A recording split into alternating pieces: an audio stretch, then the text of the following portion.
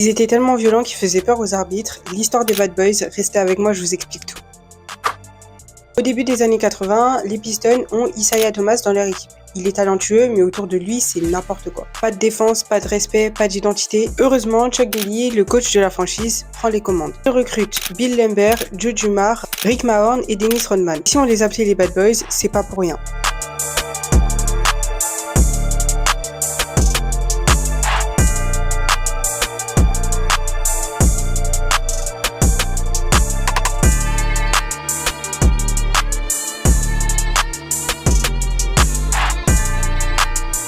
Daly mit en place une équipe physique avec pour seule devise « pas d'amis sur le terrain ». Ils étaient violents, agressifs et vulgaires. Une équipe qui a une défense plus dure que les Bad Boys, je suis pas sûr que ça existe en NBA. Entre les années 86-91, ils tiennent tête aux Celtics et aux Lakers, mais leur plus grand rivaux restera pendant très longtemps les Bulls. Ils avaient une obsession pour Michael Jordan. Ils voulaient tellement le battre qu'ils avaient un plan qui s'appelait le Jordan Rules. Un système conçu uniquement pour arrêter Jordan. Chaque fois qu'il rentrait dans la raquette, c'était des fautes dures, des bousculades, des coups derrière le dos de l'arbitre. C'était brutal, mais ça fonctionnait. La rivalité était tellement intense que quand ils sont sortis des playoffs face aux Bulls, ils ont refusé d'aller serrer leurs mains. Mais après des années à ça de la victoire, les Pistons remportent enfin le championnat en 89 et 90. C'est tellement détesté que même quand ils gagnent le championnat, la presse les critique. Leur jeu jugé sale et leur attitude arrogante. Mais eux, ils s'en fichaient, l'important c'était de gagner.